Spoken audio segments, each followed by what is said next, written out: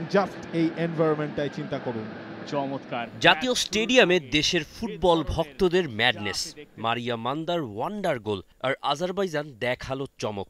Infinix presence try nation সিরিজের পর্দা নামলো, আর শেষ ম্যাচে আজারবাইজানের কাছে বাংলাদেশ হারল। ঘরের মাঠে ছিল বাংলার নারীদের বছরের শেষ ম্যাচ। অপোনেন্টটা আবার ইউরোপিয়ান। ঢাক ঢোল পিটিয়ে সমর্থক গোষ্ঠীদের সরব উপস্থিতি আর বিশাল টিফোতে ঢেকেছে গ্যালারি। Coach Peter James Butler Malaysia ম্যাচের পর আনলেন ৩ পরিবর্তন।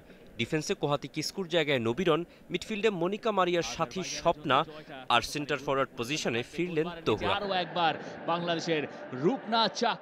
ম্যাচের শুরুটা বাংলাদেশের স্বপ্নের মতো। প্রথম ১২-১৩ মিনিট বল পজিশন, পাসিং সব দিকেই আফিদা ঋতুপর্ণাদের ডমিনেশন, ঠিক যেমনটা আজারবাইজানের ছিল মালয়েশিয়ার বিপক্ষে।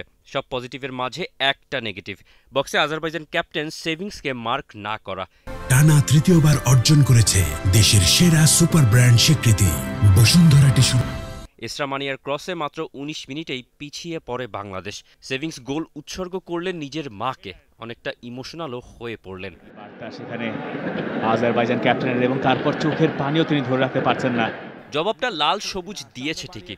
ঋতুর বাড়ানো বল খানিকটা ভালো ফিনিশ মনিকা করতে পারলেই ম্যাচে ফিরত বাংলাদেশ। তবে সেখান থেকে যে কর্নারটা এসছে সেটাই আশীর্বাদ। আজারবাইজান কিপারের ফেরানো বল ডি বক্সের প্রান্ত থেকে অবিশ্বাস্য এক ভলিতে টপ কর্নার হিট করেন মারিয়া মান্দা। কলসিন্দুর থেকে ঢাকার জাতীয় স্টেডিয়াম, জীবনের পরীক্ষায় আবারও সফল মারিয়া। সমতায় ফেরে বাংলাদেশ। ডিপিং শট জালে জড়ানো শুধু চেয়ে চেয়েই দেখেছে আজারবাইজান।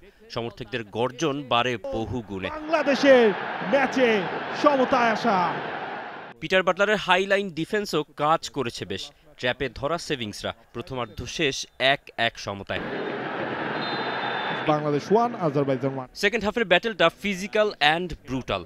উচ্চতার শক্তিতে খানিক পিছিয়ে থাকলেও মেয়েরা টক্কর দিয়েছে।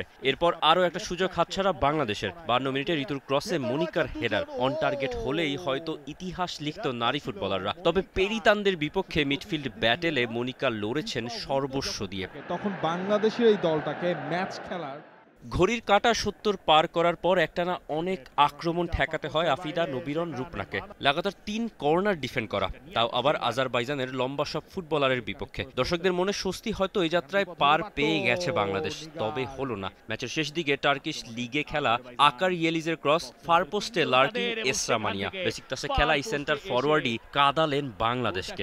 এরপর আর পেরে ওঠেনি আফিদা, ঋতুপর্ণারা। বদলিনামা উমেহলারাও খুব একটা সুবিধা করতে পারেননি। লড়াই করে ২-১ হার নিয়েই মাঠ ছাড়ে বাংলাদেশ। সুযোগ বাংলাদেশ পাবে কিনা রেফারি জানিয়ে দিলেন সেই সময় আর নেই। সেই সাথে পর্দা নেমেছে এক সপ্তাহ ব্যাপী চলা এই ট্রাই নেশন সিরিজের, যেখানে বাংলাদেশ পেল ইউরোপিয়ান টিমের বিপক্ষে ফাইট করার অভিজ্ঞতা। মালয়েশিয়া নিয়েছে সাউথ ইস্ট এশিয়ান গেমসের প্রিপারেশন, আর আজারবাইজান বিশ্বকাপ বাছাই পর্বের। আর বাংলাদেশ মিশন অস্ট্রেলিয়ার আগে জানলো এই ৩ মাসে তাদের হয়তো আরো উন্নতির জায়গা আছে।